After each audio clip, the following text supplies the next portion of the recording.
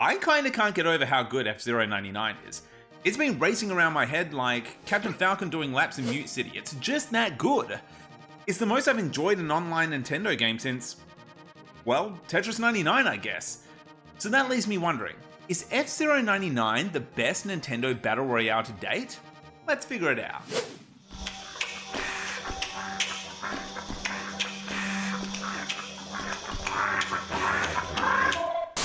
F-Zero 99 was announced during the September Nintendo Direct and released that day, the first new F-Zero game in 19 years. Now, releasing for no extra cost on the Nintendo Switch Online service, that basically means that the game's following the lineage of Tetris 99, Super Mario Bros. 35, and Pac-Man 99. Let's get some things clear. This video is just my personal, uneducated opinion. You'd think I wouldn't have to say that, but this is the internet, and people are weird. So first things first. Super Mario Bros. 35 was fun for about 10 minutes, got boring, then died. Halved that time for Pac-Man 99, which is shutting down in early October.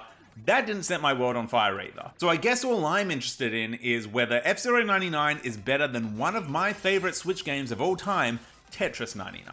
When Tetris 99 launched, it turned one of the greatest games ever made into a compellingly addictive multiplayer showdown. This thing is so good, it's my most played Switch title ever. There was depth to take the basics of Tetris to a whole new competitive level, but it was also approachable. I handed this game to a number of people and they picked it up in no time. The game continued to be supported with new modes and expansions until this was one of the most fully fledged Tetris releases ever. It's an astounding achievement that Nintendo never really seemed to quite hit again.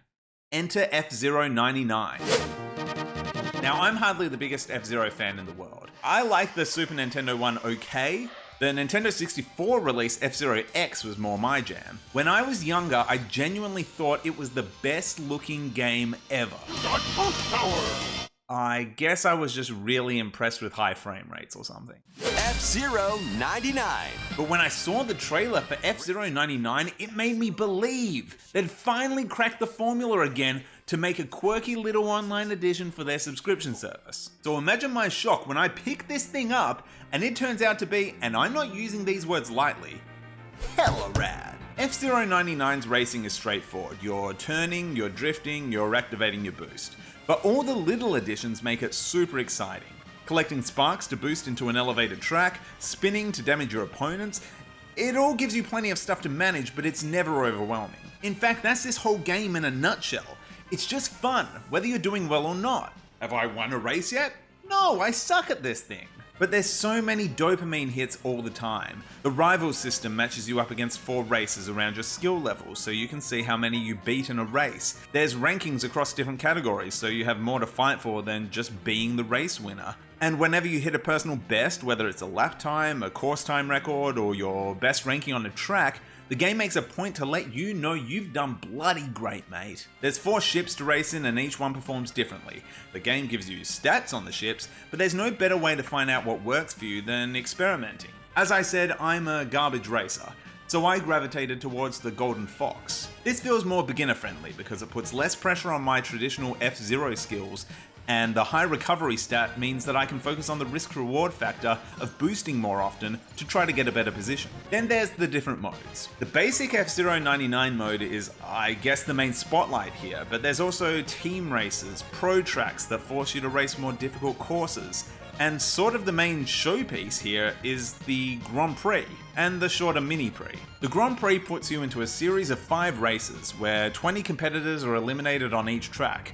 It's a non-stop thrill ride, and in order to enter, you need 3 tickets which are earned by racing in the other modes of the game. It makes for an extremely addictive gameplay loop where you're participating in everything the game has to offer to make it back into the Grand Prix. And in these Grand Prix races, because you've had to work to earn that entry fee, it all feels more important, like every decision on the racetrack matters. The whole game is just so well designed to constantly reward the player no matter what they're doing. It may not have been exactly what F-Zero fans were hoping for, but for another free addition to Nintendo's online service, this game is surprisingly robust with a lot to offer.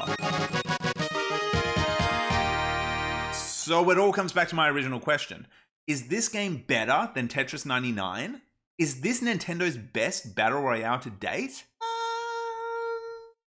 It's hard for me to say yes, because Tetris 99 has come so far. It had a great launch and just added more and more. It's almost like a masterpiece. There's so much to offer, and it's an easy recommend to any Tetris fan. FZero 99 has launched similarly well, but it's at the beginning of its journey. People have already found hints towards plenty more content to come, and I welcome it. This is an outstanding package with a lot of potential, and I can't wait to see where it goes. Until then, I'm just going to keep banging away at this thing until I finally get my first win.